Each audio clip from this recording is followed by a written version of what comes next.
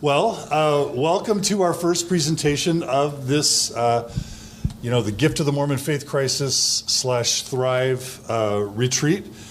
The presentation that Natasha and I have been starting off with for 4 years now, 40 plus presentations, is a presentation around understanding and navigating a religious transition. So this presentation is to help you orient where you've been, where you are, and where you're going, okay?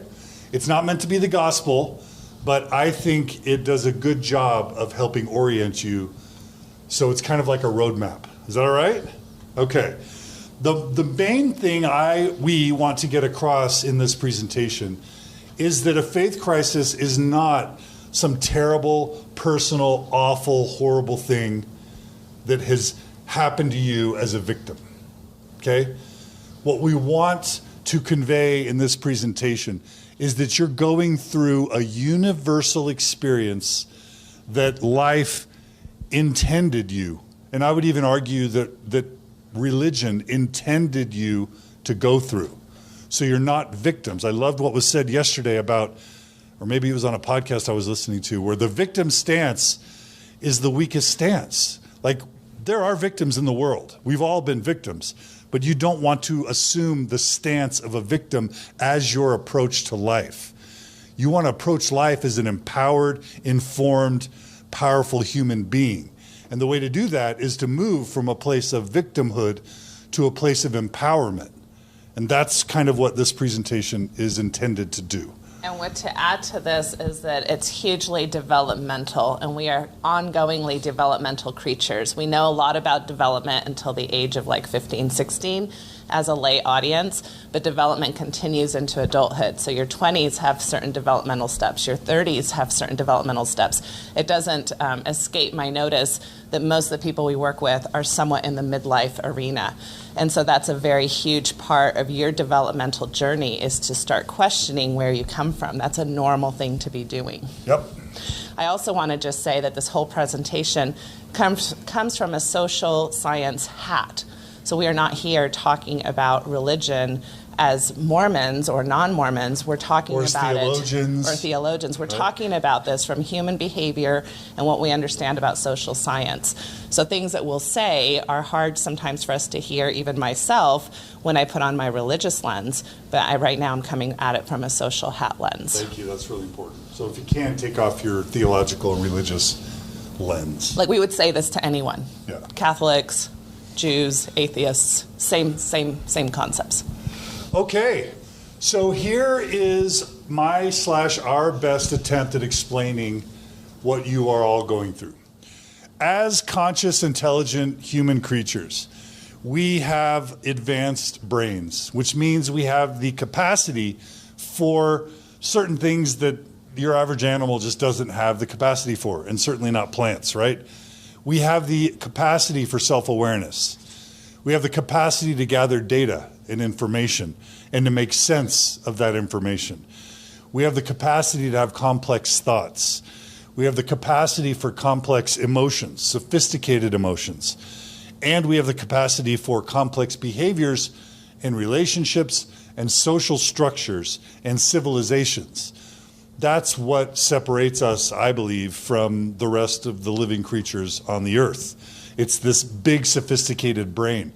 It's no accident that it takes 18 years to nurture a human into adulthood.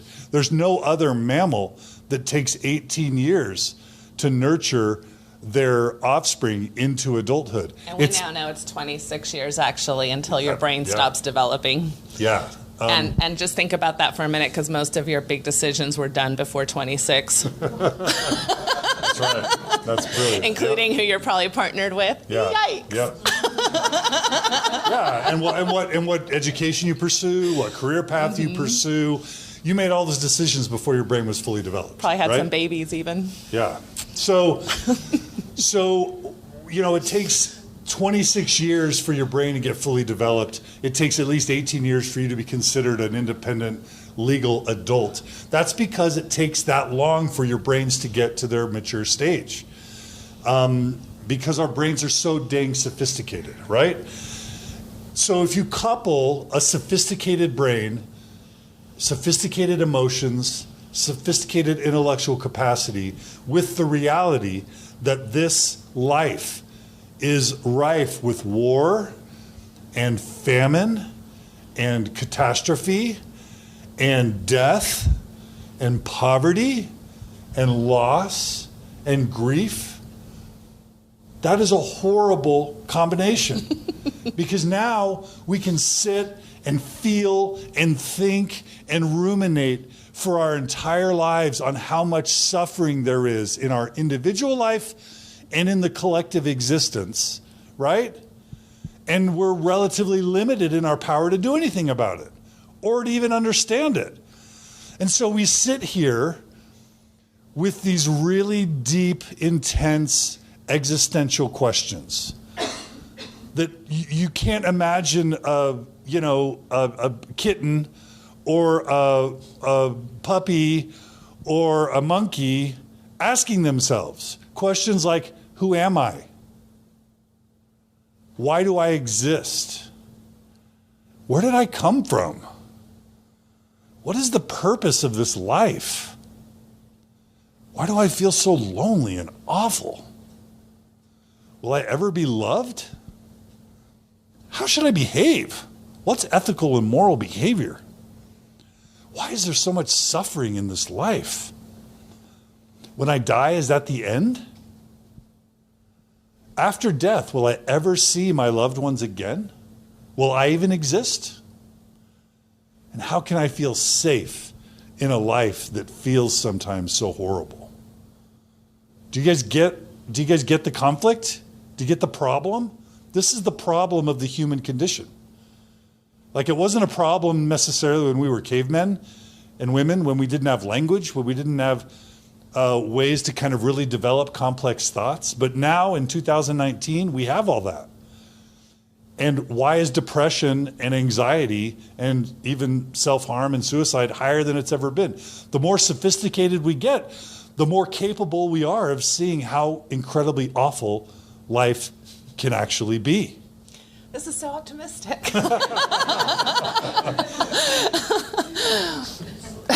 So, where do religions come from?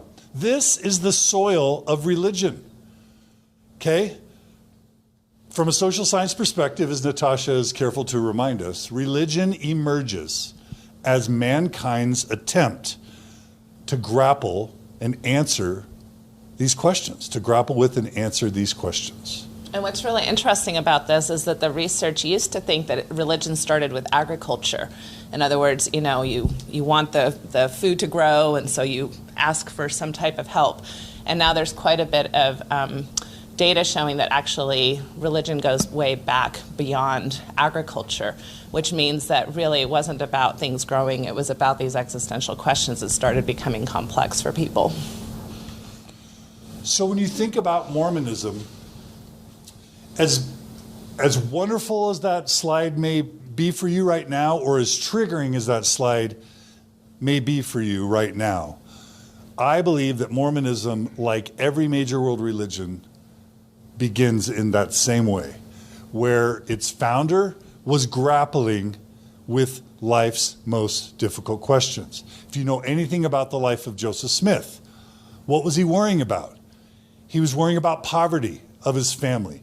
He was worrying about death of some of his siblings, of his brother Alvin, right? He was worrying about what will happen in the next life. His parents were arguing about religion. His dad was more of a universalist, but his mom was more of a traditional Protestant Christian.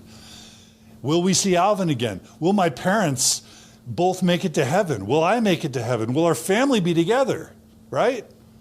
Those were all the central questions of what Joseph Smith was grappling with. And we kind of miss that in the whitewash narrative that we are given as Orthodox Mormons. And so, you can see the emergence of Mormonism immediately after Alvin dies, right? Which not only caused Joseph to wonder if he'd ever see Alvin again, because Alvin wasn't born with he didn't have a baptism, right? So is Joseph going to see Alvin again? And then this burned over district in New York, you've got all these religions arguing saying you got to have a Presbyterian baptism. No, you got to have a Methodist baptism. No, you've got to have a born-again baptism, right? And you have all these religions arguing and saying, this is the way you get to heaven. That's the way to get to heaven. And it's super stressful. And so I believe, love or hate Joseph Smith, what he created was born out of sincere questions and concern about the fate of himself, of his family, and ultimately of the human race. And within a context of Christianity that was very rigid, very black and white, very much, listening to the idea that Alvin was in hell. I have several stories in my own background of babies that didn't make it to their baptismal blessing because of, weather or death, and those babies are in purgatory forever, according to many traditions. So you have to put it into context of the types of things that they were really worried about. So, regardless of which version of the first vision you buy into, kind of on the left-hand side, the traditional version of the first vision, the, I guess, 1838 version of the first vision, or the multiple other versions, what we can all agree upon is that what emerged from Mormonism was a set of teachings and practices that helped address these fundamental existential questions. A theology and a set of behavioral rules, right?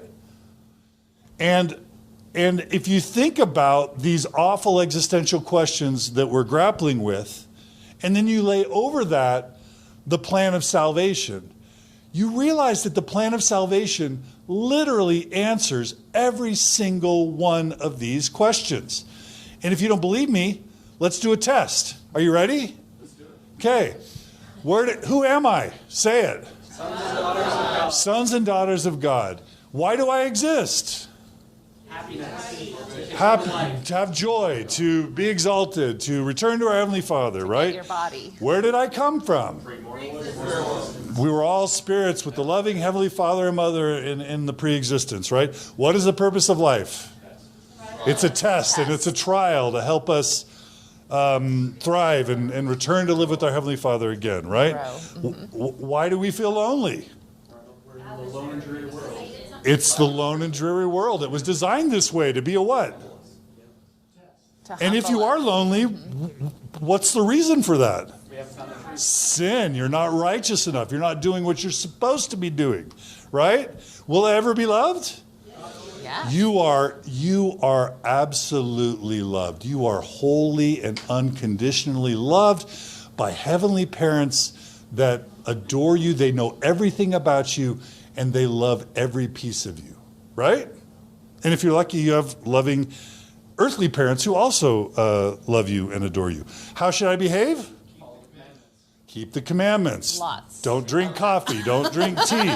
Don't drink alcohol. Don't smoke.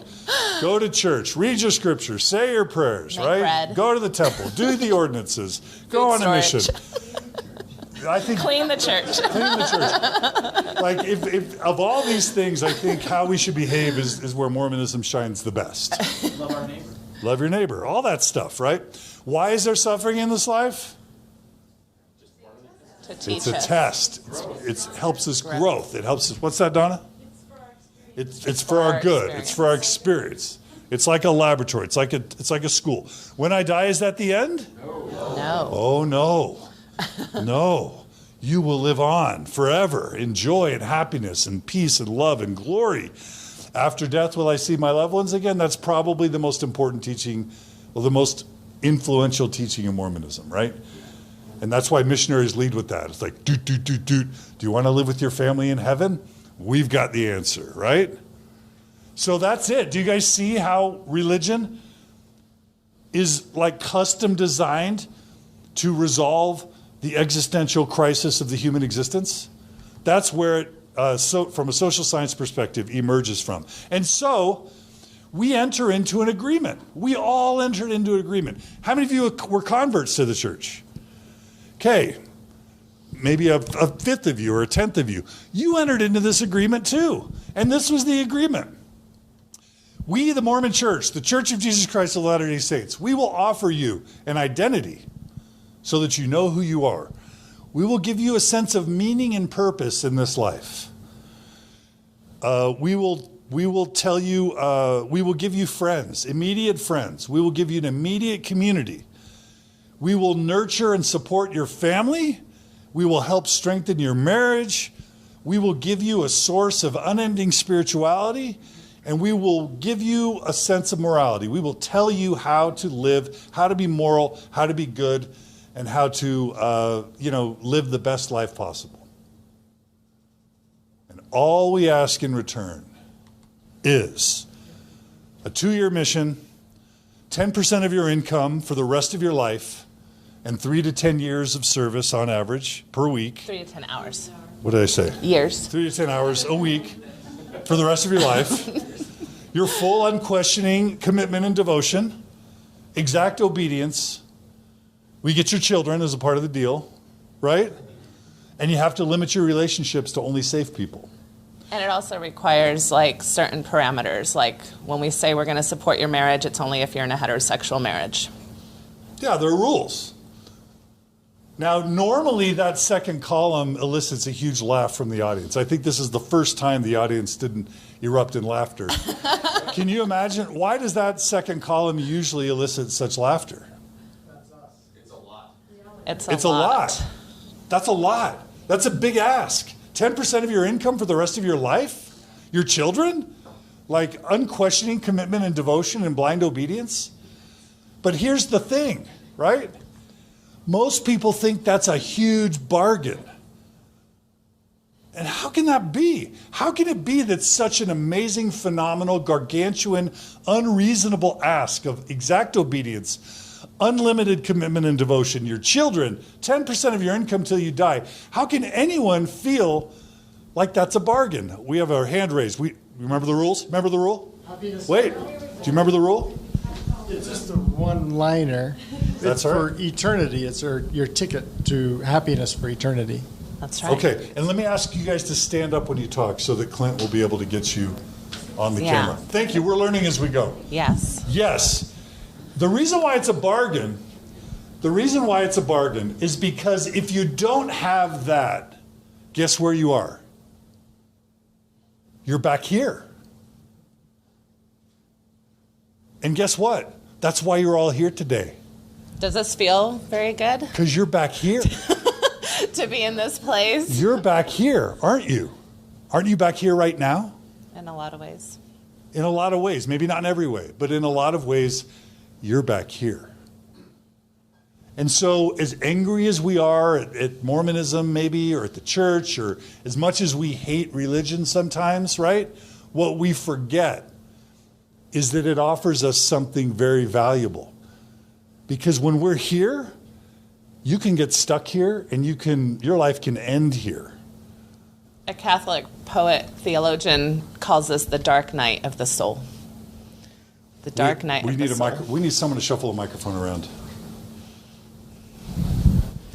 I would say being back there, I love being back there. Sure. Because that means I'm free. That means I'm not being manipulated. And while I think you're correct that religion takes advantage of the fact that as humans we have these questions, I guess for me I don't ascribe it such a great motive. Okay, can I just say we're going to get there. You're jumping ahead. I love it that you're getting to the end at the beginning. What you're saying is that this is a huge gift. And that's how this presentation is going to end.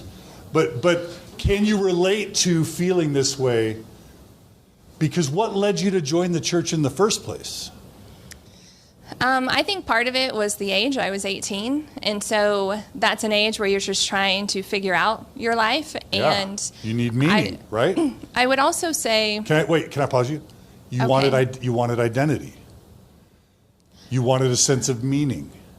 I wanted a sense of purpose. You wanted a sense of purpose. But I think there's also an aspect of, as a woman, while this wasn't a conscious thought then, when you sort of survey the world as a woman, you have to make a choice of where are you going to be the safest.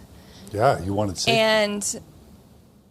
And while this may sound crude a little bit, for many women, they would rather, we would rather, because I chose this, we would rather be beholden to one man than be subjected to attacks by multiple men. And so, the woman who chooses purposefully to go in and give up who she is as part of the bargain, part of what she's getting back that you don't have on that list is protection and safety from how the world is towards women. And what we get in return, which is still dangerous, is what is like pedestal treatment, right? Yeah. Look at our wonderful women. They're holy. They don't need the priesthood because they're already so wonderful. And all of this talk of like how great women are, and yet inside we know we must not be that great. Can we give her applause? That's beautiful. So beautiful. Before you respond, I just want to say that was beautiful. That was important. That was very powerful.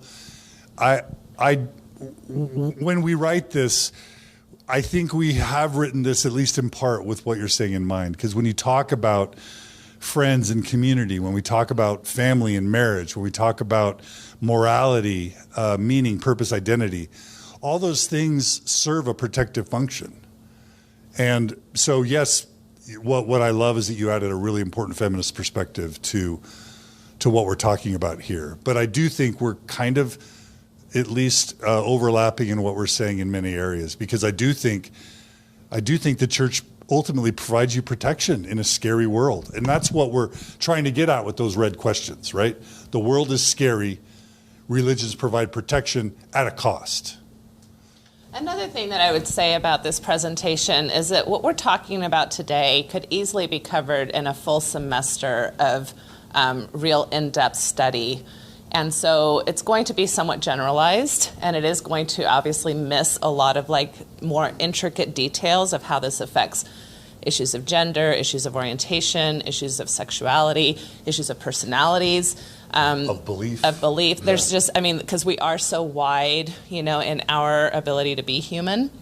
So bear with us a little bit that this is a very generalized presentation, even though it's the longest part of our presentation. And we've always talked about how to make it shorter, and yet it is so complex. So we appreciate you bringing your complexity to it because it is complex, and yet just understand that there is some limitations to this presentation, obviously. We had a hand right here. My position is that I still hold that it's a hell of a bargain. If, and that's the key word for me, if it's true, then it's a hell of a bargain. If it's legitimate, I still hold it's a great bargain. If it's a fabrication and you can't deliver on what you proclaim or promise, then all of a sudden the bargain isn't that great anymore. It changes dramatically. Yeah. Let's give it. So there's a really important presentation that a friend, Dr. Dave Christian, gave in a Mormon Stories podcast episode back in 2011 in New York, where he talked about, I would say you have half of the equation right, Carl. Validity is really important, whether the church is true or not, but also utility is also very important. In other words, does the church make you happy? And there are actually some people that don't care a whit about whether it's true. See, that's a value that you have, that I have, that many of us in this room have. We care about validity. We care about truth. There's another whole value that someone can have, which is, does it work for me? Does it make me happy? Does it help me in my marriage? Does it help me raise kids? And you will be able to find a whole host of Mormons. You could talk to them about Peepstones and Book of Abraham and Fanny Alger until they're blue in the face. They won't care for 3 seconds because they're like, will it help me in my marriage? Will it help me be happier? Will it help me raise my kids? I don't care about anything else. And so there's the validity and the utility part And that's why you see many people in transition either, again, this is a simplification, but either it's history concerns or it's social justice concerns. So you might have a family who finds it very utilitarian until they have a gay child. And now all of a sudden, the one thing that was really important to them now doesn't fit with their values or family experience. And truth becomes, one of you said it last night, truth becomes the way you feel good about leaving the church because you're upset that your gay child is being hurt. And so the historical stuff isn't what got you out. It was the social justice stuff that got you out, and it was the history that just made you feel better about your decision to leave. Somebody said Does that make sense? That was you, yeah. Yes. There's another hand. Yes, we need a microphone runner. Yes. You're doing such a good job. Thank you. Young men, thank you. Sorry, I chose him. Sorry. I would say that my experience speaks to the utility of the church because I was raised in a part-member family. My stepfather was an atheist. Home was very tumultuous and was very unhealthy for me. And so the one place that I found safety was at church and knowing that these people love me, even though I don't fit their mold exactly. But it was the one place that was calm, that I could find peace, that I found some sort of solace from the turmoil that was my life. And it led me, all my siblings left the church when they were teenagers except me, and I was always the sheep, the follower.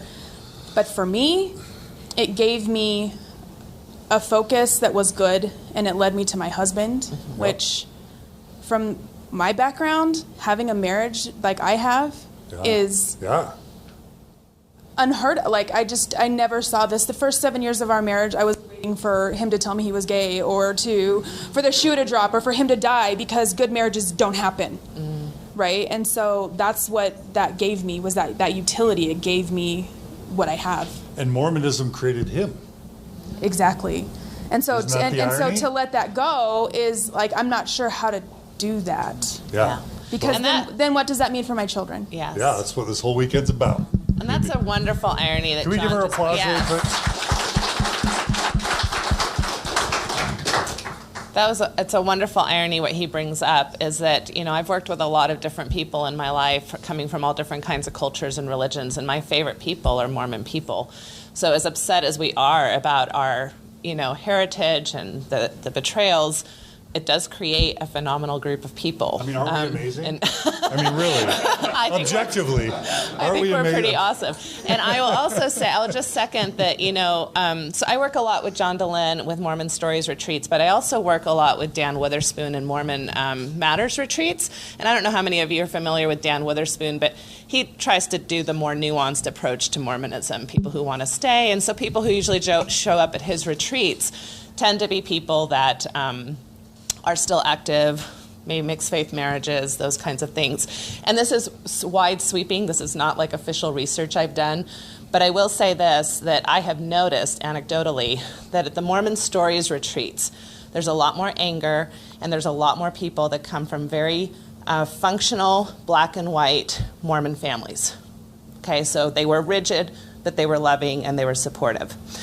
The people who are at the Mormon Matters retreats come from the hippie families, inactive families, alcoholic families, military families like mine, where the church did have a very functional approach, and they're less likely to care about the history. So that's just my experience with two different populations of faith transitioners. So one of the things we want to communicate is something that people hate to hear, especially ex-Mormons and secular people, and people get mad at me for when I say it, but I think religion is a bargain given the alternative of nothing. I think religion is better than nothing. That as much damage as it can cause, it would be worse to have nothing.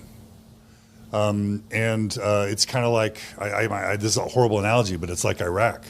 Yeah, it was awful to have a dictator, but look what happened when we got rid of him, right? Would you rather live in a tyranny or an anarchy? Personally, I'd rather live in a tyranny because at least there's order and structure. And so, and by the way, there's a lot more wonderful things about Mormonism than that. And so I'm using kind of stark comparisons. So you all sign up for this deal. whether you wanted to or not. Some of you chose it as adults or as teens. Others of you were born into it, and eventually you gained your own testimony of it being true. But ultimately, as we were just saying, this religious experience, if it works for you, it's amazing. You literally, the iron rod is such a beautiful metaphor for, if you think about Lehi's dream, and the iron rod, you literally, all you have to, there's darkness, there's mists, there's iniquity, there's bad people. That's all true.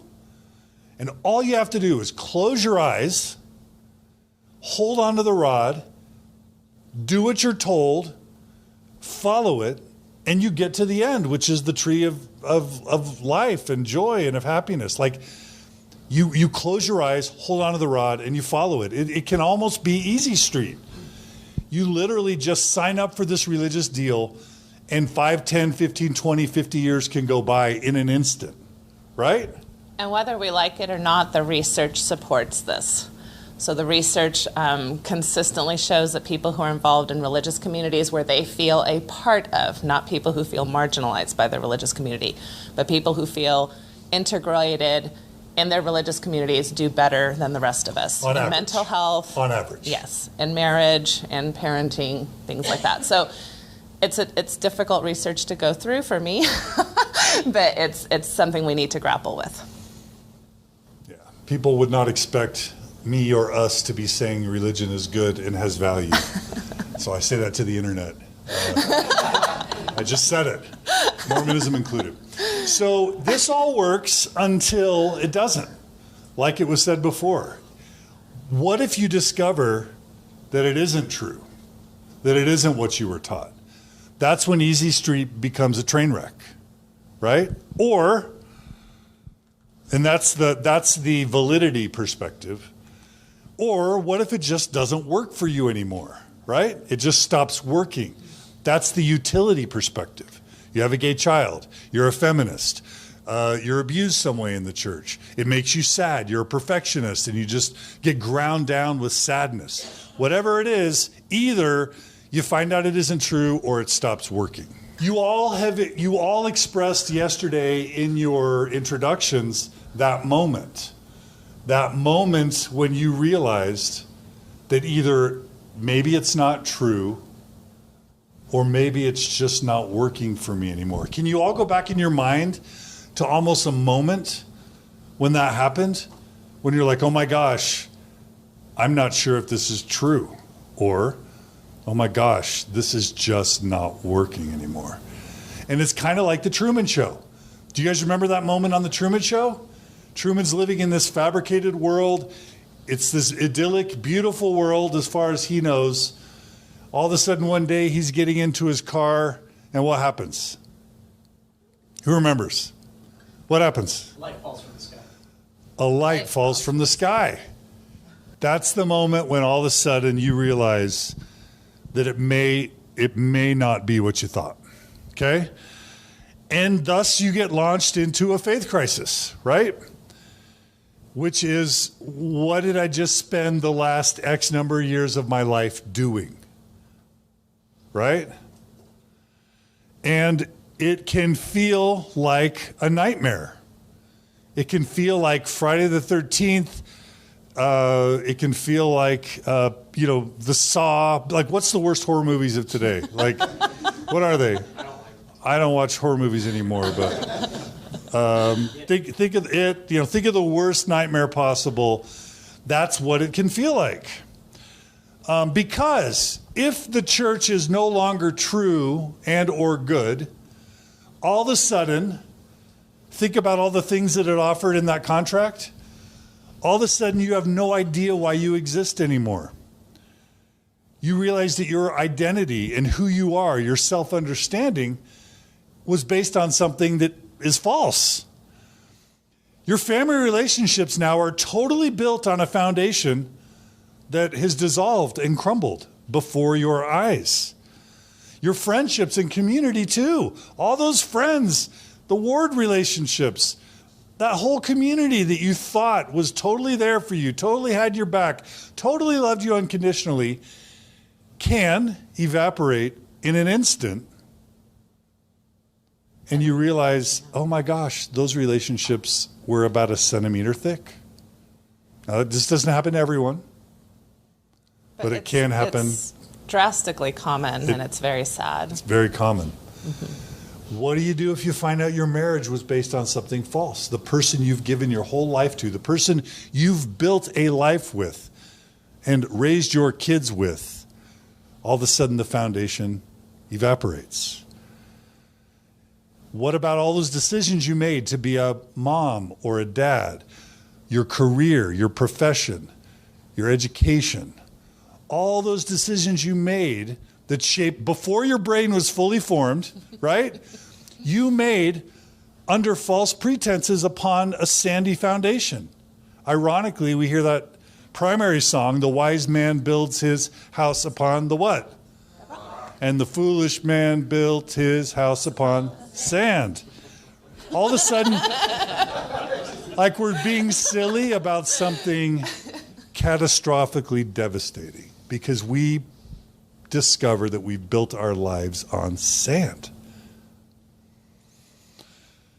And then we have to face the feelings of being afraid, the feelings of being alone, questions about our own worthiness or worth. Now we have to face death. Will we exist in the afterlife? Will we exist when we die? Will we see our kids again? Does this life have any meaning or purpose at all? Will I ever see my loved ones again? And maybe the biggest difficulty of all is realizing that you allowed this to happen. You know, other people left. Other people figured it out. Other people didn't join this church or left when they were young. So in some way, you were complicit in this, right? So one of the biggest, most harmful things, can I ever trust myself again? Right? How do I know if I can ever trust myself or another human again, or any organization? And thus so many ex-Mormons are jaded, and they don't trust anybody, and they don't want to follow anything, and they don't want to believe anything, because it's all going to disappoint you in the end. So why bother, right? Why even bother? Does anybody want to express what they're feeling right now? Fred. Yeah, on that point, that's exactly how I felt once I left, was because I already had friends who left. And just dealing with the guilt and wonder if I went too long. How come I didn't leave with them years ago? And is it because I'm a terrible person and the things that they saw at the time didn't weigh on me? And trying to come to grips with, I was just at a different point in my path than they were, but still that guilt is there that, well, as soon as they raised the alarm, I should have left too.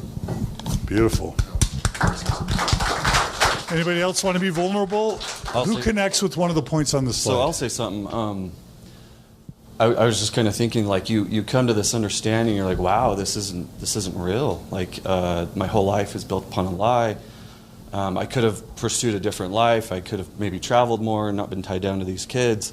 Whatever it is, and you're just like, holy cow. But at the same time, we have this, Mormonism is kind of like woven into who we are as a person. So you're having these, wow, it's not true, this is great, maybe I could have had a different life, but at the same time, I'm awful, I'm doubting, God's disappointed with me, what have I done wrong, how did I get here? So it's kind of this, it almost kind of drives you into an even deeper depression where you're just like, I'm going to hell, and I'm being deceived by the devil, and I'm going to disappoint my parents, and so forth and so on. And so being in that dark nightmare space is terrifying, absolutely terrifying. Thank you, Adam. Thank you. Thank you, everyone, for being vulnerable.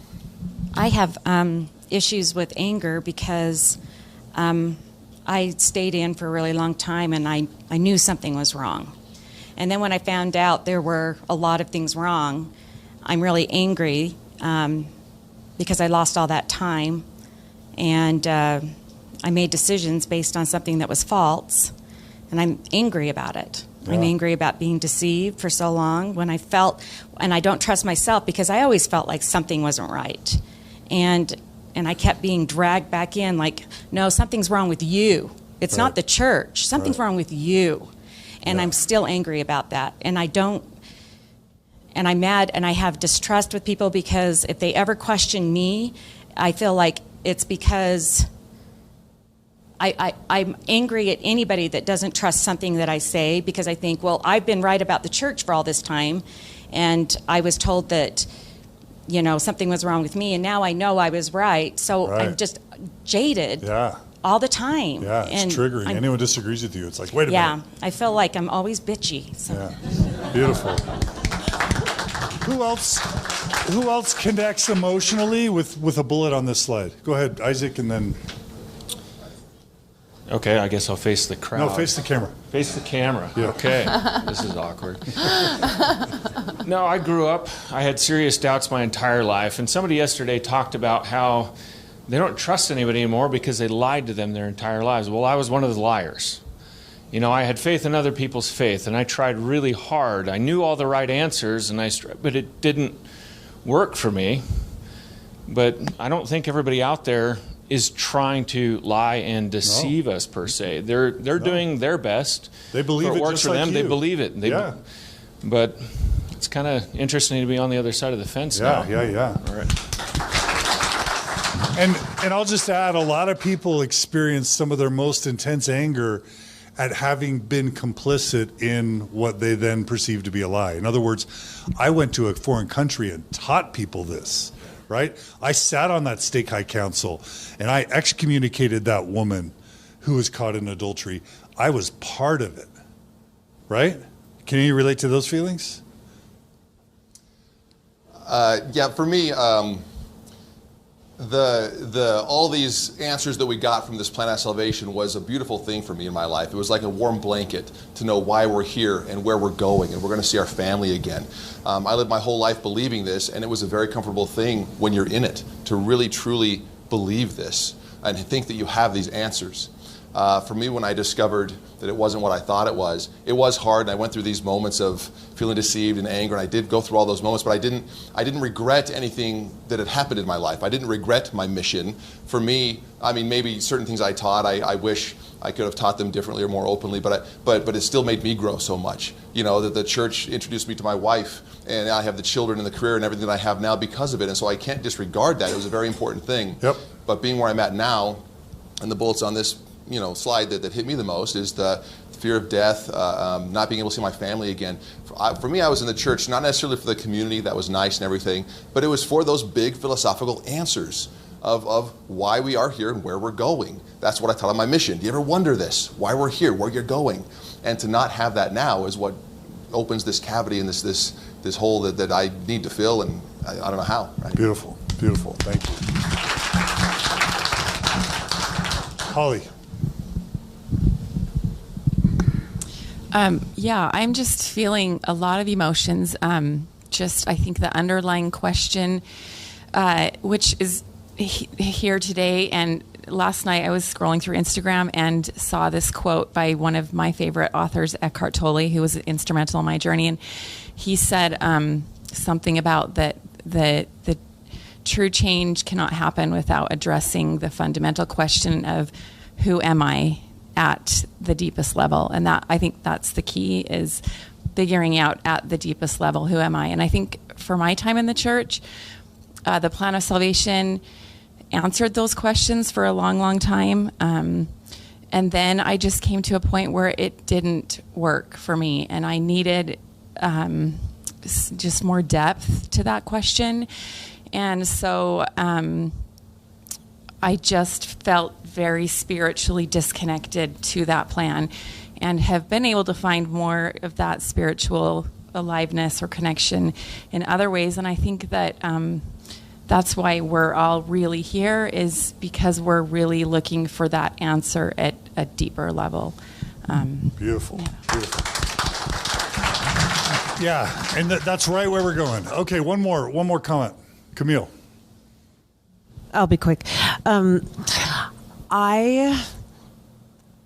if my husband ever listens to this broadcast, he's going to be astounded because I'm actually coming to his defense. He's a Mormon scholar. He's a sort of layman's historian, and he's very much still in the church. And there really isn't a finer human being. And the functional life that I live is so built upon what he was taught by the principles of being raised in the church. And I don't even want to say, but I'm progressing beyond that. You know, like I'm ready to fly free of someone thinking for me, because he's chosen someone actually quite brighter than I am and a lot more knowledgeable has chosen a different path. So I'm already learning so much from this conference about myself, even from hearing the rest of you. But I'm realizing I don't even want to say but I've progressed beyond, because it's insulting to him. So yeah, I like you. I feel like I don't regret anything. I've learned so much discipline and so much functional living from the foundation I was given by the church. And I'm choosing something else, but I have a lot of respect for what I was given. Beautiful, beautiful. Thank you, Camille. And when we get to the mental health section, we'll talk about attachment and labels and story and how they're not useful. And there is an implication derived from this presentation, which is, well, all of us, and it's even going to be explicit in a few slides, where we've all sort of graduated to a higher level of existence. That is a fair implication someone could derive from this presentation. And I would just respond and say that's a story, that's a label, that's not useful. We're trying to make sense of where we are and where we're going. And part of our task is to do that and not sit in judgment over others who have chosen a different path. Because then how are we any better than what we came from if we do that, right? So we have to find a way to do both, to understand where we are and where we're going and not be that judgmental, pious jerk that looks down on others. So Camille, thank you. We're letting you sit in this kind of muck for a minute before we start explaining to you. It's where you've been and where you are. It's not what you think so much. And we're not as smart as we think we are, and we're not in control as much as we think we are, because we're human creatures and we have a lot of similarities regardless of the direction we end up choosing. What drives those things are actually very similar. So you're not that different. And one thing that I talk about a lot, which I'm sure you'll hear me repeat a lot, is we don't leave our processes behind with our beliefs. And we come from huge black and white DNA, huge. As Americans and as Mormons, it's like the steroids of black and white thinking. And so we will take that with us, and we need to be very cautious of that propensity moving forward. So it can get very easy to get very black and white about this. So I'm really grateful about the comments that have to do with complicating it. Thank you. So when this dark night of the soul happens, when you hit this faith crisis, sometimes you can feel like that groundhog, right? Who like peeks out in spring and says, you know, is spring here? And decides that it's a little bit too cold. And what does the groundhog do? Runs right back in the hole. Have any of you ever felt the urge to run back in the hole? Not all of you. Some of you are like, woo, right? But others of us are like, oh my gosh, get me back. Can I just go back? I took the red pill. Can I take the blue pill, please? Right? But this is the point I began with that we're going to return to now. This is not a unique Mormon experience, right? It does not matter what religion or system you were raised in or converted to. If you were awake and alive, this was going to happen. If you are alive, if you are paying attention, and you reach adulthood with a thinking brain and a sensitive heart, you will have a crisis of faith. Catholic, Muslim, Buddhist, Methodist, agnostic, atheist. It doesn't matter. I can't tell you how many people come to these retreats as converts who join the church being raised by who? Atheist parents. Atheist or agnostic parents. Because how often does an atheist or agnostic parent raise their kids without maybe a strong sense of identity, without a strong community, without a strong moral compass, without a real significant sense of meaning and purpose? And what do you call a kid raised atheist or agnostic who didn't get those things? What do you call them? An investigator for a Mormon missionary. Do you understand? A golden Because they reach their adulthood and like, my life's a mess. And I don't know why I'm even here. And I want to die because I'm so miserable. Doot, doot, doot, doot. Hello, brothers. My name is Elder so-and-so, and I have a message to you about eternal families and how life can bring joy and happiness. And all of a sudden, those kids raised in secular homes are like, I'm in. Come on in. Right? So, this includes Mormonism, all the different religious traditions, Judaism, post-Mormonism. If you think you're going to raise your kids secular and that's the end of their journey, you're crazy. They will have a faith crisis and rebel against the system you give them. Do you see that? And they're supposed to do that as part of their developmental journey. It's healthy. Otherwise, you're no less dictatorial than some Orthodox prophet. If you think whatever system you raise your kids in, that's the one they need to stick with because it's the truth, right? So, no system, one more slide, no system, no person, no group, no podcast host, no therapist, right? No Facebook group, no relationship you ever have, no retreat, no relationship you ever have will give you all that you need. So, that is why we have this, okay? This slide is worth whatever you paid to come to this retreat today, which is nothing. But this slide is one of the most valuable slides I have in a deck of over 500 slides. It is the Religious or Life Transitions Media Hall of Fame. The purpose of this slide is to prove to you that you are actually you are not, these super special, victimized ex-Mormons who, woe is me, I've been treated awfully and my life is terrible. And this is hard because we were told we were special. That's right. So as post-Mormons, we feel really special too. It's hard. But this slide proves to you that you are going through what is actually a universal experience. What we're doing is a therapeutic technique called normalizing. Normalizing makes you, remember you all came here saying, I'm alone, I feel alone, I feel broken, I feel like I'm going crazy, right? You're not alone. You're not crazy. And what's my proof? Here's 10 Hollywood movies that describe exactly what you're going through. And guess what? None of them were made by Mormons. Okay? What? 10 very successful. Very successful movies. So let's do a quiz, okay? This is your Hollywood Cinematic Faith Crisis aptitude test, okay? What movie is that? Truman Show. What movie is that? Matrix. What movie is that? Smallfoot. Smallfoot, right? It just came out. What movie is that? Tangled. What movie is that? Pleasantville. What movie is that? Moana. What movie is that? The Village. What Broadway musical is that? Wicked. What movie is that? This is the one that least people get. It's Ricky Gervais. Liar. It's called The Invention of Lying. Okay.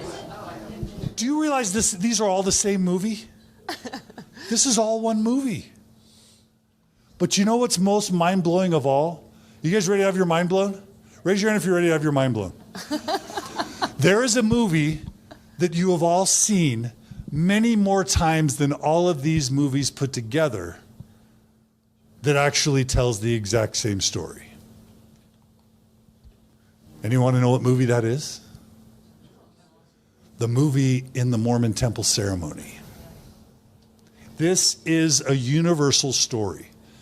We begin with a simplified, shallow, an ultimately inadequate system. Think Truman Show. Think The Village. Think Smallfoot. Think every movie on that last slide, right? Eden. We start in Eden. It's fake. It's not real. It's manufactured. It's inherited. It's handed to us by somebody else who had our best interests in mind and who probably thought it was real on some level, or at least valuable, if not real.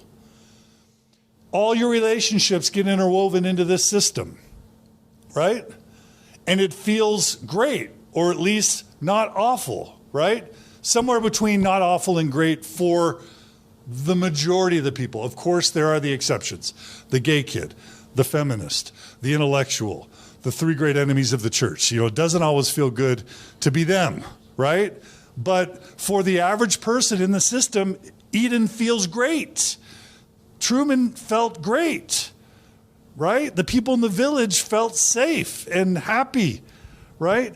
But then what happens? What's the cinematic beginning of the conflict in Eden? What happened? What happened? What was like the moment that things changed? What was the moment that actually everything changed? There was one moment where everything changed. What happened? Eve, and isn't it great that it's a woman who did the cool thing? A woman who did the badass thing, right? And we honor her in Mormonism? That's amazing. Eve partook of what? The fruit of what? Knowledge. Knowledge. From the tree of knowledge of good and evil. She partook of the fruit. And what immediately happened when Eve partook of the fruit? Her eyes were open. Her eyes were opened. Her eyes were opened, right? And how did it feel? Like at first it felt great. And what did she want to do? Like all you ex-Mormons, what do you want to do? Tell her husband. You want to tell everybody. You want to spread it. You want to get other people to partake of the fruit too, right? But then there's the sad or the hard part, which is what? What happened when Adam and Eve partook of the fruit? Their eyes were open. They felt shame. Then what? They had to wear garments. They had to wear garments. They were kicked out. They were kicked out of Eden. Cast into where? Outer darkness. Not outer darkness. You guys are mixing your Mormon stories. They were not cast. Just 1 second. They were cast into what? The lone and dreary. Some of you have not been to the temple in a while. They were cast into the lone and dreary world to face what? Thorns, thistles, and noxious weeds. Good. That is every one of these movies written by non-Mormons. That is the human experience. And it was there all along in your most sacred Mormon ordinance. It was there. And when they said, you can really, if you keep trying and go to the temple, you'll learn something new every time. Well, guess what? That was true. There was stuff to learn that you weren't seeing. Okay, Donna. There's one other thing that happened before they got kicked out, and that was that Adam said, do you know what that is? I can't partake of that. So there's that rejection from people. Yeah, there's the familial rejection. Yeah. That's good. I love that. Of course, yes. Yeah, that's baked into it. So, Heavenly Father commanded us that we not eat, right? The story of Adam and Eve actually means a lot to me personally through this faith journey with my wife. I hope we're not desecrating it. I think it's hilarious. And I'm having a good time. But so when Lily first started really investigating things and reading history about that time, she wrote a long essay about Eve and what Eve meant to her and just the concept of transgression and eating the apple. And that was a very meaningful thing for her to come to and feel comfortable exploring and breaking out of the system. And it was very much like in our marriage, like it was with Adam and Eve. She's like, Abe, I have this information. And I'm like, no, I will not partake. But it was very similar to the Eve story in that it's like, wow, I will now be in a separate place from my wife. Like, we will not if share. I do not partake, we will not share. We will not stay in the garden We'll be so together. different. In You'll how be cast out. we'll be so different in how we view the world. So I read the CES so letter, and I read pretty much everything you've shared mostly. I mean, really, and my faith has been changed and traumatized, and I'm still engaging in the church. But when I go to the temple, it's amazing to me you brought this up, because when I go, that's what I see there, is whether you choose to stay or whether you choose to go, this is the pinnacle, supposedly, of like Mormon experience, and we're being taught that there's something beyond the system. And whether you stay in the church or out, the point is there at the heights of our teaching that you should break out. Yeah. And nobody gets it. Nobody sees it. Yeah. Super powerful. Powerful. Can I just say, I mean, this is, we laugh about it, but this to me is sacred. I mean, this is, to me, I do love my Mormonism. I still choose to stay attached to Mormonism in many symbolic and very spiritual ways for me. And I say it kind of like a joke, but we are the only Christian religion, and I know because I live amongst the evangelicals, that honors Eve. I mean, Eve is really talked about horrifically in any other church you go to that has a Christian influence. And and even in the implications of mixed faith marriages, right? Like Adam and Eve are a mixed faith marriage. And the implication that she's not going against her stake president or her bishop. She's directly relating to God, and we honor her choice. And it's also the principles of obedience versus self-authority and personal revelation. And these things are just, it's like, I feel like it's the best that we have in Mormonism to offer is what we least talk and teach about. And that to me is the tragedy of Mormon current doctrine and theology, is that we're focusing on everything other than what we really have that's beautiful to offer the world. So that's just my reaction to this story. And honestly, that's why someone like Denver Snuffer has a lot of traction, because there is a lot of richness in Mormonism. There's a lot of goodness and truth and wisdom, and that's one of the bizarre things for me, is now rediscovering value in the scriptures and in Mormon ritual for the first time as someone who's no longer really actively engaged in it. But that's all Denver Snuffer does is hold the Book of Mormon up to the Mormon church and say, you're not living what the Book of Mormon itself says. And there's going to be an unending audience of people that are interested in that message, because it's true. The church is not living up to its highest. And I'm not here to criticize the church. That may be the only critical thing we say this whole weekend. It's just that I don't live up to my highest standards. So this isn't even like an attack. It's just, who can live up to the highest standards? But there's so much beauty to be mined, even in Mormonism, if you're willing to see it. And that's all I'm trying to say. Yes? So I'd like to explore, I really liked your analogy of, because I'm in the same situation where I've taken of the fruit, basically, and kind of learned these things, and I've offered that to my wife. And, I'm convinced she will never leave the church. And so my head's at where I'm kind of grappling with, I love her, she's the love of my life, and how do I do this? Do I fake it for the rest of my life? Because I don't want, what's most important to me is my wife. Yeah.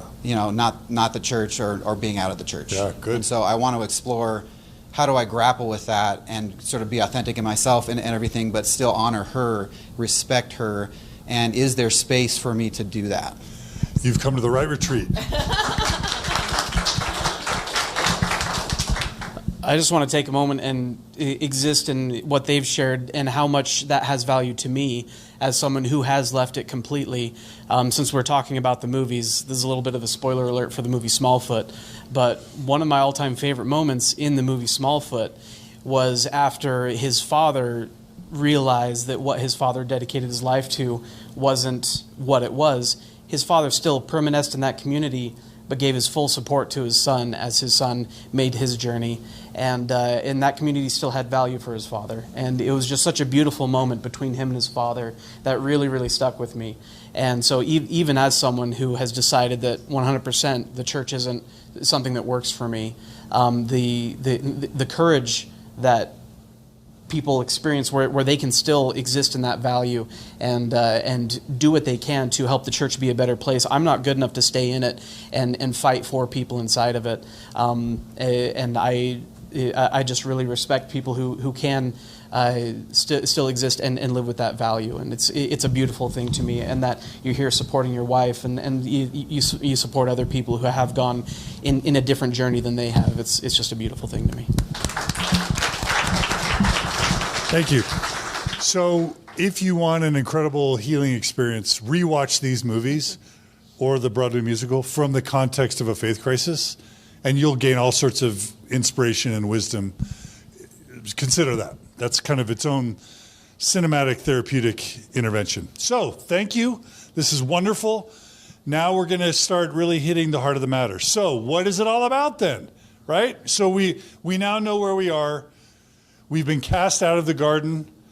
We're in the lone and dreary world. How do we make sense of this? Okay?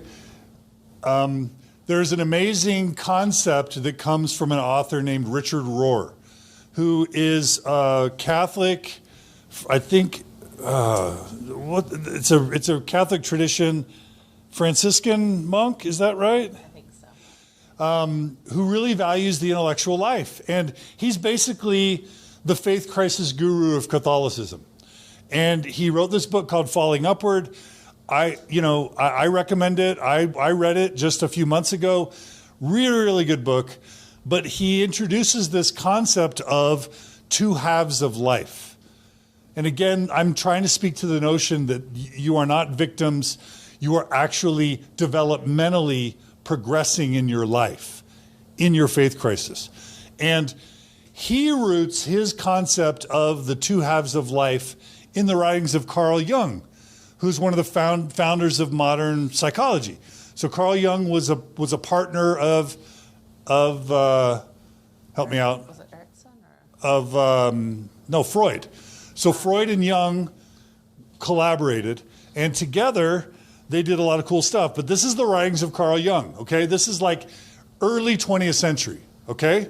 Early 1900s. One cannot live the afternoon of life according to the program of life's morning. For what was great in the morning will be of little importance in the evening. And what in the morning was true will at evening become a lie. Isn't that interesting? This guy's not Mormon, okay? I think he was atheist, right? This is 100 years ago. And yet he's describing this concept that we're discussing now. He's basically describing you. So these are the words of Richard Rohr talking about Carl Jung.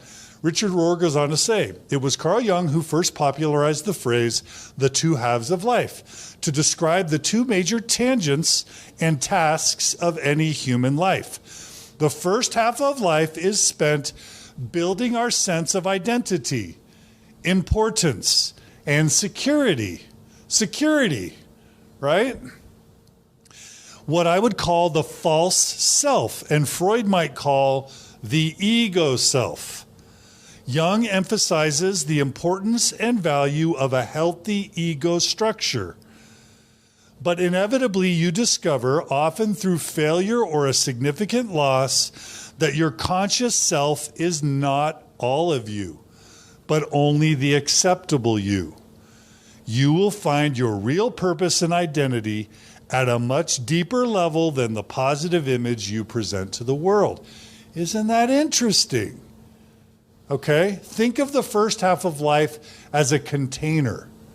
And Richard Rohr is quoted as saying that Mormons do first half of life better than anybody else he knows. So a Catholic priest, secular Catholic priest, is saying Mormons are the best in the world at first half of life.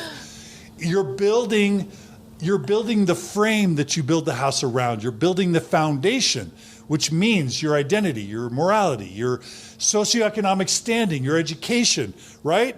Your family, like all of the foundations, so that you can arrive to adulthood not with some debilitating STI, not with some addiction, not with a bunch of children that don't have a parent, right?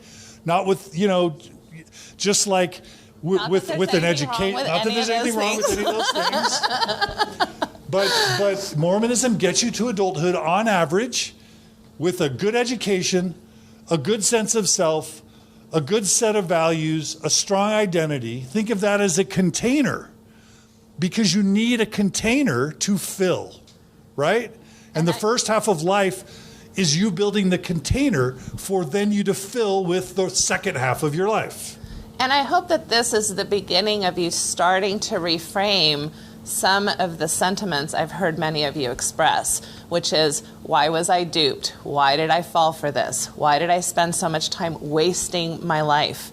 And it's really important to start creating a new story around the time you spent in Mormonism, even if you no longer value that. You did not waste your life. You did not waste your life. You may have not been fully conscious about what was going on, but you were building the container for the second half of your life. Do you understand that? And I believe Mormonism does a pretty good job of helping you build that first container. Is there a hand? And then Karen.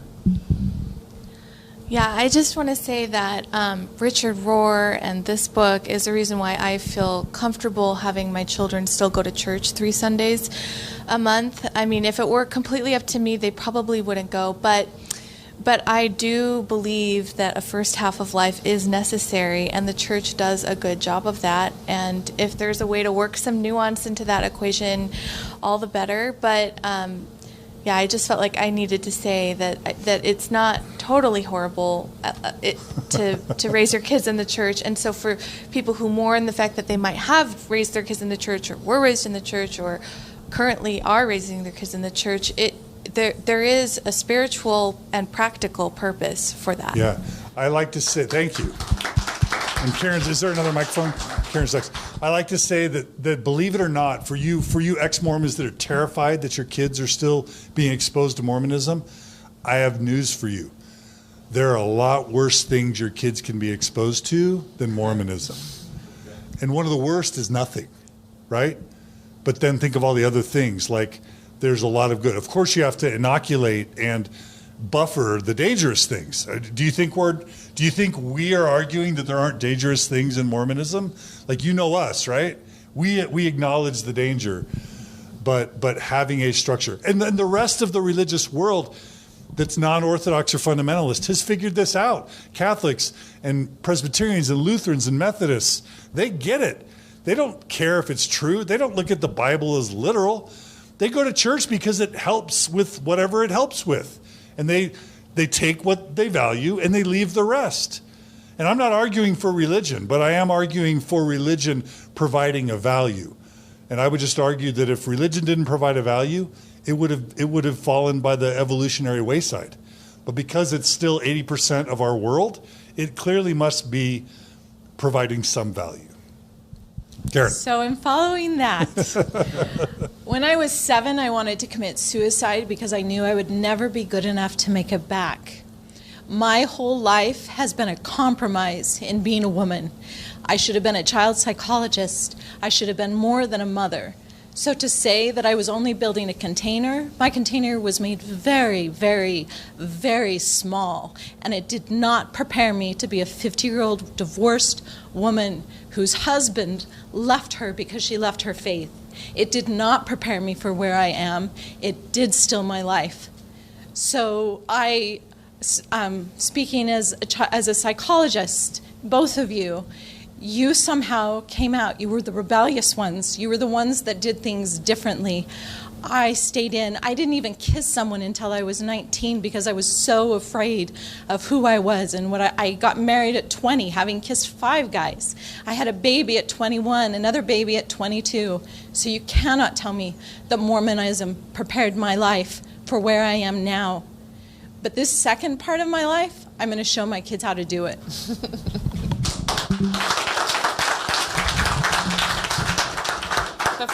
Before, just a minute. So before you go further, Karen, thank you so much for that. Another big thing that you'll hear me say all the time is yes and. I think everything that we're saying is yes and. I think we're coming from a perspective where, yeah, if it was Mormonism and then the ideal world, I would absolutely agree with you. But I know many, many women who come from many, many cultures and religions who also were very limited in their containers.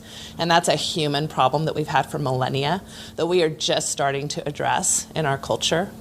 And so when we make room for Mormonism to not be that bad, we are just saying we are in a human dilemma. And there are cultures that do it better than us, and there are cultures that do it horrifically worse than us. I mean, I would have been stoned as a 15-year-old in certain cultures because I had premarital sex, right? So we're just trying to put it into perspective, and we're trying to honor the good and absolutely recognize the deep, deep harm. Just to give you a personal little story, I was once invited to church office buildings during the Mitt Romney campaign when they wanted prominent women, Mormon women's opinions on issues with women in the church. And what they really wanted were mouthpieces to be able to talk to the media. And I looked around the room and I asked each woman there, I said, are you a PhD? You're a master's, I'm a master's, you're a PhD, you're a PhD. How many of you waited to have kids? How many of you obeyed the law, right, to have kids and not fulfill your careers? And all of us had waited to have children. All of us had prioritized our careers over the mother identity at great cost and guilt to each of us. And then I asked the church officials, why are you talking to us, the people who disobeyed you? Why are you not having all the stay-at-home moms here who obeyed you? Why are you going to give us a voice when we didn't do what you told us to do? So I get it.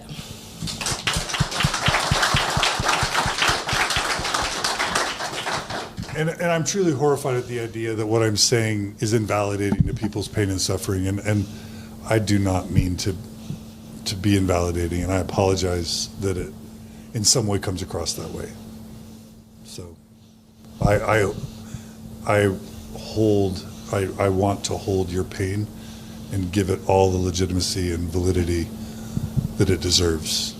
And not just yours, but the gay kid that wants to kill himself, the intellectual who feels shamed, the people who masturbate or have premarital sex that are made to feel horrible. The list of atrocities or violence done to Mormons is literally endless, right? And thank you for reminding us of that.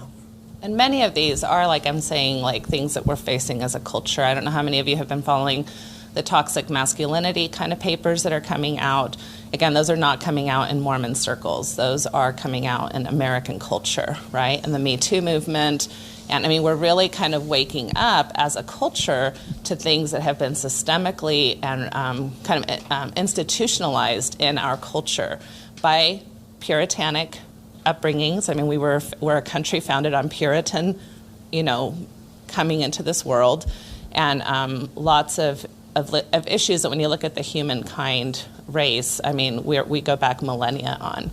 So we're grappling with huge moments in the humankind dilemmas, for sure. And Mormonism has its own unique kind of brand to that, for sure. Yeah. All right. Here's Carl Jung on the second half of life, the one that, Karen, you're ready to dominate. That we're all here to try and make sense of. Carl Jung writes, in the second half of life, the ego still has a place, but now in the service of the true self, or soul. And this is what I think you were saying, Holly. Your inner and inherent identity. Your ego is the container that holds you all together, so now its strength is an advantage. Somebody who can see their ego in this way is probably what we mean by a grounded person. So we are all justifiably feeling or thinking or expressing things like, I've been lied to, I've been betrayed, it's a fraud, the church is a cult, the brethren are evil. Like we could make an endless list of statements of outrage at what we've experienced, and they would all be valid, probably, on some level. And as Natasha likes to say, that's true, and there's something more sophisticated going on.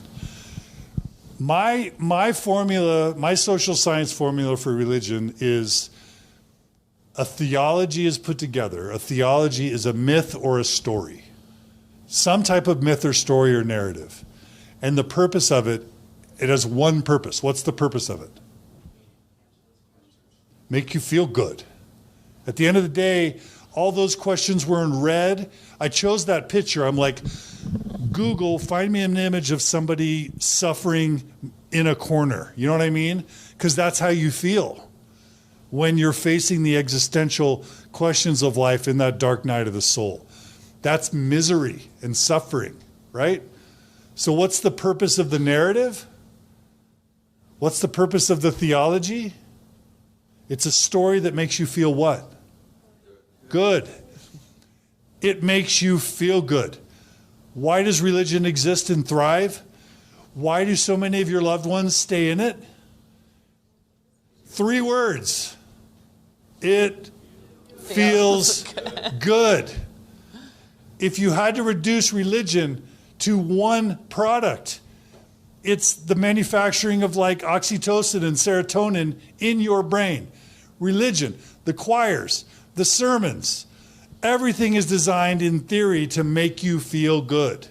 Right? And you know, all the studies that they're trying to convince you that you're all addicted to sex, well, the same thing happens with church. I guess we're all addicted to sex and church. Sex and church. Awesome. So a simplified narrative of religion is it's a theology or a myth or a story that makes you feel good, plus it's an organization that provides you with structure and rules and community to facilitate the lifestyle that will get you to feeling good. That's what it's about. That's what religion is. A narrative plus an organizational structure. And it's the best system that humanity has developed so far to meet the needs of as many people as have needs, right? And so is religion evil, right? The theology, I would just say, is it evil to help people feel happier about their lives? Especially if the religious leaders actually believe the story. And my sense is Mormon leaders genuinely believe the story. They're not telling you a story that they don't believe themselves. There may be exceptions to that. But I've interacted with them. My brother has interacted with every member of the Quorum of the 15, and he comes back and tells me they behave as if they really believe. And if you don't understand how they can believe, just look at yourself how many months or years ago when you believed. They're like you were. They're you, but they haven't gone through what you've gone through yet. They're you having not gone through what you've gone through, right? They believe. And so they're sharing a narrative that they sincerely believe, that they think, and that in actuality often does make people happy. And so the second thing is it evil to provide people with almost everything they need to have a healthy, happy, fulfilling life in a one-stop shop? And remember, when we're talking about happy, we're not talking about just one simple feeling. There's oftentimes, especially many of you have said, there was something maybe, yucky or something I doubted or something I wasn't quite sure about. But in the balance, it's still balanced out as more positive than negative for many. So it's not just black or white again, right? It's not happy or not happy. It's like mostly happy. Happier. Some issues. Happier, healthier, right? You have an identity, you have a morality, you have a community, you have friends, you have hopefully a happy marriage, right?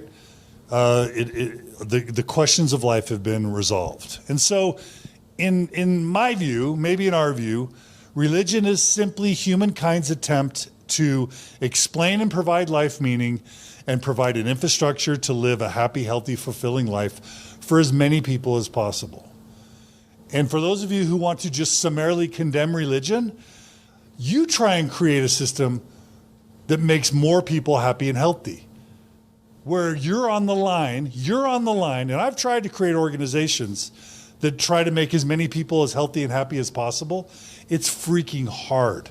It's a hot mess. It's a hot mess to create any organization, to fund, to not just create, but fund in a sustainable way an organization dedicated to making people healthy and happy. It's extremely hard. And if you don't believe me, try it, right?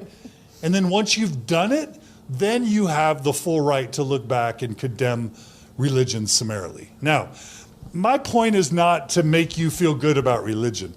It's to help us do a shift in mindset, to just understand better that maybe this wasn't some huge, complete, and total catastrophe. Yes, there are catastrophic elements to it. Yes, there's harm that's been done. But religion, what if we were able to take a more compassionate view of religion being the best system that humankind has been able to come up with so far to successfully get as many people as possible through their first half of life? And the good news is, you've graduated, right? You have graduated. You have all successfully graduated from the first half of your life. You should applaud right now. You should applaud yourself. Pat yourself on the back. You've made it through. You deserve a diploma. You deserve a cap and gown. You deserve a diploma.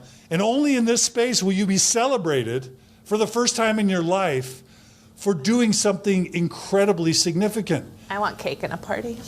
Yeah, and sex, right? And sex. Cake, everything. We deserve everything. This is huge. And I mean this sincerely. You have made a phenomenal accomplishment.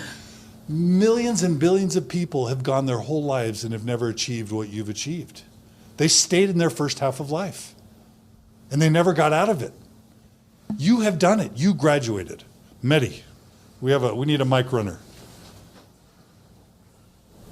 I'm just wondering if we can acknowledge that religion is not an equal giver of happiness. That is, that certain people have definitely gotten more happiness out of religion, like white men, cis, heterosexual white men get more out of religion than any other group. And so I think that that's what Karen was saying, is that and our original some people are getting more out of religion than other people are getting out of it, and sometimes that does answer the question of why certain people, why the quorum of the 15 stays in. There are reasons that they are still invested in it, because they are getting more out of it than others of us are getting out of it. Yeah, beautiful. Can we give that applause? How do you know who's getting the most out of an organization? Look at who's leading it, right? Old, white, straight men. And their wives, because they are complicit as well. So this is where the feminist issue comes in, is that white women who benefit from the safety and the structure of their husbands typically having a lot of power are also usually equally invested. Yeah, I just wanted to add that we're talking about religion, just to add on the last few comments, like you mentioned that it's the best humankind has come up with. But to be fair, women would have never come up with any of the religions that have been available and are available on the earth because of what they have done. And so to me, when I look at religion, yes, it answers those questions. And but if I were to define it, it is the oldest, most successful form of human trafficking. And it traffics in women and children. And because on the side it happens to fill in holes that your mind naturally craves, is like saying, we're going to keep the pedophile priest around because he also provides meals to the homeless and sermons that make us feel great on Sunday. And so I'm having a hard time feeling like I want to congratulate religion, and I certainly do not want to be part of humankind that you speak of that is complicit in it and chose it.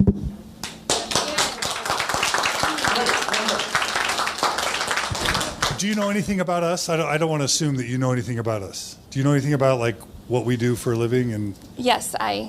do you think that we don't agree with you? Do you think that we are saying something different than what you're saying? Do you think that we want to keep the pedophile priests around abusing kids? Is that what we stand for? I think what I have heard is that you still want to keep religion around. I don't think I said that. Did I say that? I don't think I said that. That it performs a function that is good for people and in their first half of life. And did I say all people? Okay, well, let's subtract it half the population then. Yeah. And even more when we subdivide the men. Yeah. And so how does that even leave anything positive on the whole to say about it? I understand why is it important that we sort of move on from the feeling like we wasted our lives, and I appreciate the attempt to have us sort of rewrite that story and see something good in it. But I don't want to do it at the expense of ignoring or pretending that the world couldn't possibly be better off without it. And I do feel like you have said that it serves, when you say somebody come up with a better system, I hear you saying this is as good as it gets, and until somebody does better, which I think we can do better if we set women free. And in order to set women free, we need to get rid of the religions. I agree. Sweden's done it better. No religion. Sweden's done it better. No religion. They've done the whole thing absent of religion. Yeah. Sweden. Well, and they have serious happiness. In Utah, we have the highest rate of antidepressant use. Yes. So if that's happiness, what is it, on a pill? Yeah. So I think we don't want to be misunderstood, obviously, in all of this. I think what we are talking about is first of all, generalized humankind behavior. What's currently happening, actually, as part of, again, a lot of these movements, I do think we're in an evolutionary state of moving differently. Is the highest group of people right now that's growing is the nuns, right? The Nones. So the attack on organized religion is alive and well, right? And why is that? Well, I think because we are evolutionary moving past some of these institutionalized, organized values or framings that we once had. And that's due to a lot of movements, right? So the social justice movements, feminist movements, just lots of ways that many aspects of our world are moving forward. What's interesting when you look at the global perspective of that is that there's a percentage of us that are moving so much forward than a whole nother percentage of humankind, that there's actually talk in social science about becoming two different types of species in humans. So this is, what we're trying to say, we're really not talking about Mormonism. We're talking about human beings. We're talking about power differentials and how they've always existed, how institutions have always existed, how many of the issues that we find in Mormonism we're shocked to find in post-Mormonism, because human beings in many ways function tribally, function in ways that are unconscious or subconscious. And so we have, I guess, enough experience to know to be careful with all or nothing thinking. And so we are just trying to say, look, in our experience, and we may be wrong, it's usually generally more helpful to you in your healing journey to make some level of peace of where you come from, some level. That doesn't mean that you shouldn't be an activist. That doesn't mean that you shouldn't reject the very harmful narratives that we do have in our upbringings. And but like when I work with abusive families, it usually doesn't work for me to try to convince a person that their family, even though they were toxic and abusive to them, were completely all bad. And in fact, the times I try to do that, they resist that. I also know it's not helpful when they come in thinking their family was all bad, because they can't get beyond the anger and betrayal, and they're paralyzed. So we have to do some healing work in making some level of peace with where we come from, understanding it from a framing that's larger than any one entity, which is the human dilemma. So that's, I think, what we're trying to get at. We're not trying to defend the many, many harmful ways that we also have been personally harmed, that we sit with people every day with that have been tremendously harmed.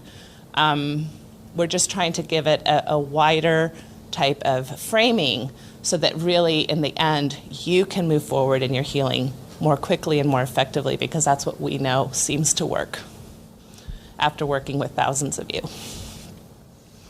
Yeah, thank you.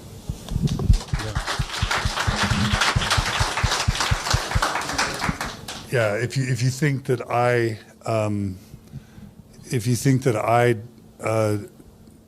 don't stand against the harm that religion has caused, and if you think that I don't believe that that harm should be systematically dismantled, and if you think that I don't see a better future for our civilization, I literally don't know what more I could do with my life to demonstrate that.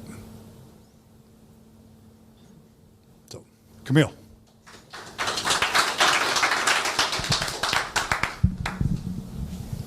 I think we all agree that we're here to gain intimacy in our relationships, in our extended families, many of whom are going to continue to choose religion. And again, this is kind of a follow-up to my last question, but I don't see how we can emerge from here with this sort of attitude of that religion is the opiate of the masses, and that some of you have chosen it and we've graduated. I just don't. I want to come out not fuller polarized, not further condescending to those who choose faith and religion in their lives. I just think, given the direction that the country's going and the direction, the intimacy that I can say I want to emerge from, that we can have that kind of black and white approach. So I do appreciate the emphasis, and I would even challenge you to go take it a step farther. That it's still hints of condescension toward those who choose religion, and that I'm with you. I agree, and I've made the argument, but I'm beginning to. It's almost like hearing myself reflected in some of you. I'm beginning to understand my husband's positions, which is, he will smell on me that condescension, and so will my children. And I want to emerge respectful toward everybody's choices.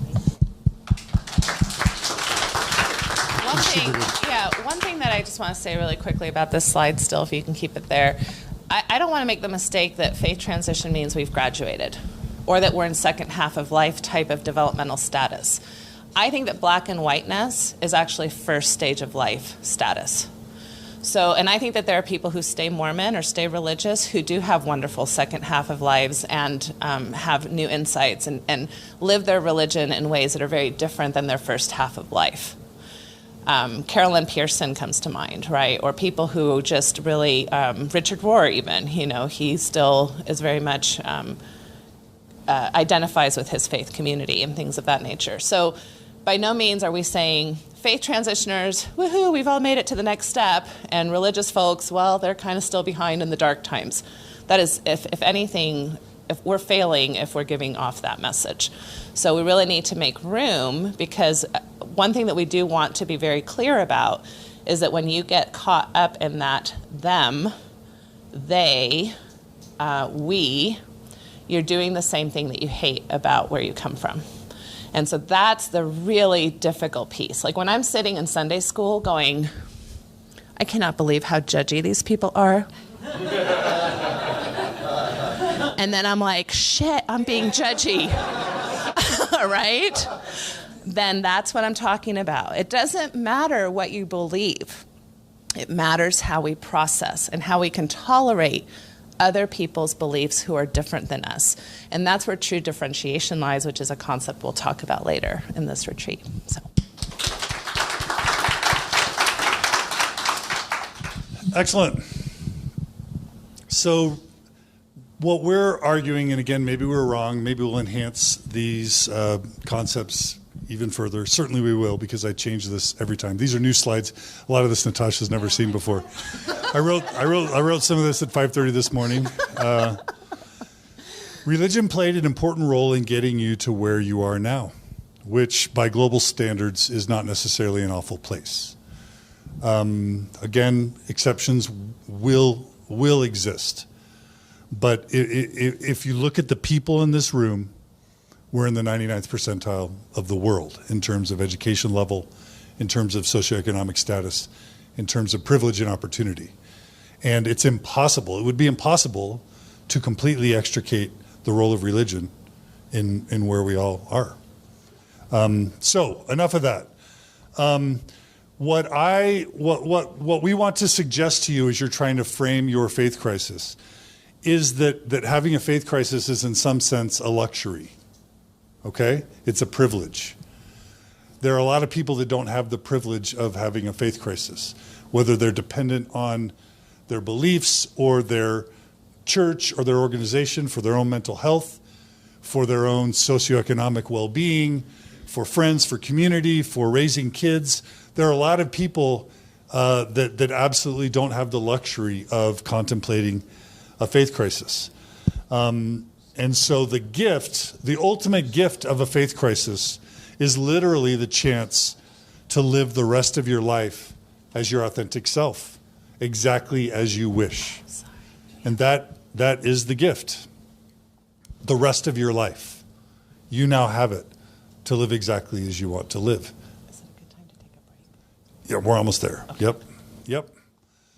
So the thoughts that I had this morning at 5:30 were, we can stay angry about the religious aspects of the first half of our lives, and we can get stuck in that anger, and we can make all our relationships toxic, and we can further alienate our partners or our children or our parents or our community or ourselves, polarizing till the cows come home by waging war on anyone who disagrees with us, right? Or we can learn maybe to see whatever we've been through with a measure of gratitude, right? That somehow this is part of the plan of the human experience and that it's an opportunity or a gift. And that's what we're proposing to you. That's why we named the podcast The Gift of the Mormon Faith Crisis. And again, not that anger is necessarily a bad thing to have, because it's very legitimate. Like the anger that I'm feeling from some of you is there for a real reason. Yep. How do we funnel that anger into ways like going to law school and becoming an advocate in ways that you can be influential in your life, right? Anger is a very motivating feeling. It's oftentimes the only feeling that will actually get us to move. And so there's purpose in anger, and yet how do we funnel it in ways that don't then paralyze you or destroy the relationships that matter the most to you? So, what if this is part of the plan? What if a faith crisis is an unconscious part of the human experience? And to conclude kind of this session, what else does this mean? Going back to Eve and the Adam and Eve story. There are scriptures that actually suggest what we're trying to argue. So, Holy Bible, Book of John, chapter 3. There was a man of the Pharisees named Nicodemus, a ruler of the Jews. The same came to Jesus by night and said unto him, Rabbi, we know that thou art a teacher come from God, for no man can do these miracles that thou doest except God be with him. Jesus answered and said unto him, Verily, verily, I say unto you, except a man be born again, he cannot see the kingdom of God. Nicodemus said unto him, How can a man be born when he is old? Can he enter the second time into his mother's womb and be born? Jesus answered, Verily, verily, I say unto you, except a man be born of the water and of the Spirit, he cannot enter the kingdom of God. That which is born of the flesh is flesh, that which is born of the Spirit is spirit. Marvel not that I said unto thee, ye must be born again. We have interpreted this in Scripture to mean, in the Mormon context, you have to be baptized with water and then get the gift of the Holy Ghost. Evangelical Christians will say, what this means, no, what this means is you have to have some born-again experience where you go to the altar and do the altar call and profess your commitment to Jesus for the rest of your life. What if we were to reinterpret the Scripture to mean we are all supposed to be born again? And what we are now doing right now, what a faith crisis is doing, is the metaphorical delivering us through the birth canal into a new life, the second half of life. And then just to sort of play off of this idea of the kingdom of God, what did Jesus say the kingdom of God was? Where did he say the kingdom of God is located? Neither shall they say, lo here or lo there, for behold, the kingdom of God is where? Within you. And that ties back, Holly, to what you were saying. And even to take it further, who did Jesus criticize? Was it the adulteress? Was it the person who was, drinking beer? Or was it the person who had 2 sets of earrings, right? Who did Jesus criticize? Who did he spend all of his time criticizing? Who was it?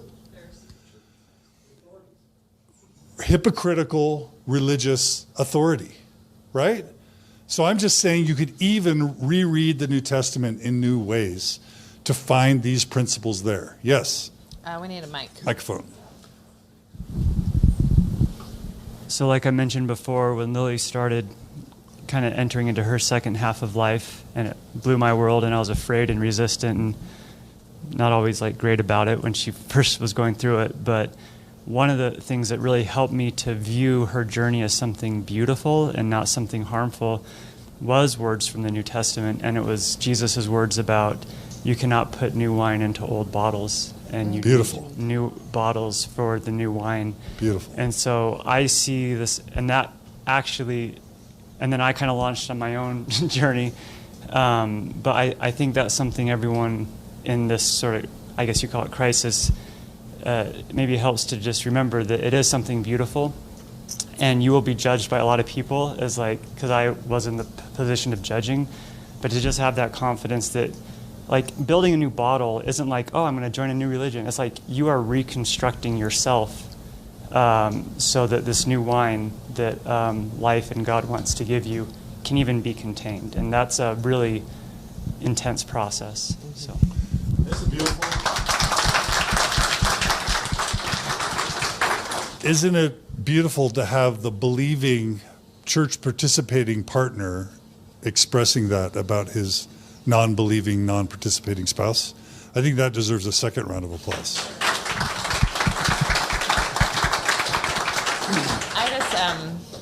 I just want to take a minute to just, up here I can see some of you tearing up. I can see the emotion.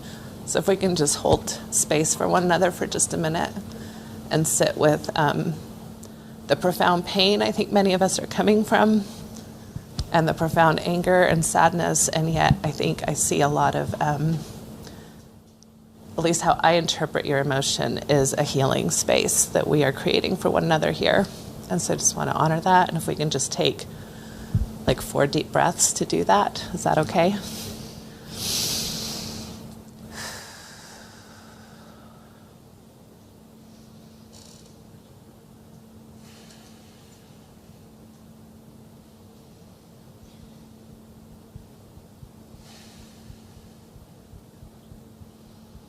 I know sometimes emotion can feel embarrassing, and to me, it's the river of healing. So honor that in yourself if you feel it.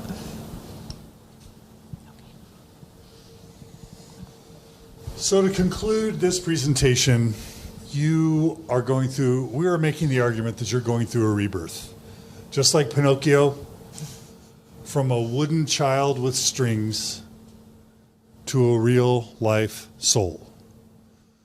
From a kite that's tied to a string held by someone else's hand to a bird that's capable of flying.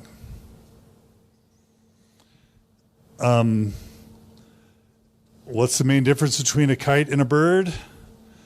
What's the main difference between a puppet and a boy? What Natasha just helped us see. Feelings. Right? This is messy. Why do I love the rebirth analogy? Even though I have no place to talk about it because I've never had a baby. I've watched 4 babies being born. I've talked to Margi, and I know that childbirth is bloody and excruciating. It's painful. It's messy.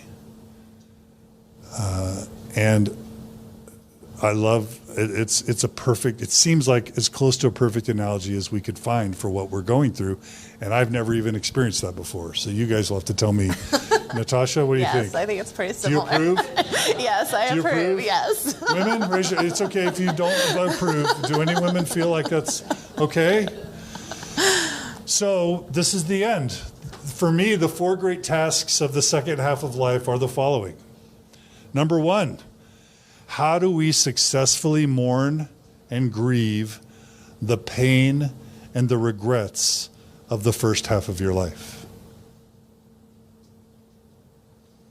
And that's what we just experienced a struggle with in this room, because it has been horrific for many of us, if not all of us. And for some, we can't imagine the horror that others have experienced. So we have to grieve. We have to be angry. We have to grieve it. And that's step 1, grieve it. And we can do a whole session on grieving. If you go to the Gift of the Mormon Faith Crisis podcast, we have a couple hours on grief and the role of grief in a religious transition. That's step 1, to grieve it. Step 2, figure out who you really are. Who are you? If you're not that, who are you? And that's its own journey, just to figure out who you are. Step 3 is, how do you replace the comprehensive role that religion provided in your life, as if it were a public school, right? Where you just drop your kids off and they get educated, right?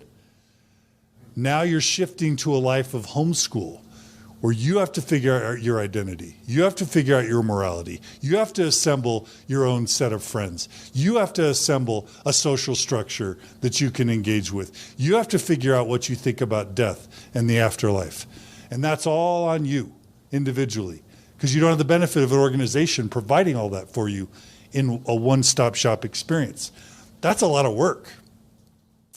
The final thing is, you have to figure out how to navigate a more nuanced or secular life when you are surrounded by more orthodox believers. Because guess what? Not everybody is ever going to go through, or has not yet gone through, or maybe never will go through what you've been through. So how do we exist as Eve, who's partaking of the fruit, when metaphorical Adam is still in the garden? Because that's who we're married to, or that's who our parents are, or that's who our kids are, or that's who our friends are, that's who our community is. So how do we exist in a healthy way in a society when the majority of the population is still, embracing in some way the mindset that we just left, right? So that's the question that this presentation ends with. What do you want to become, and what will you do with the gift? All right, that's it. Thank you. Thank you.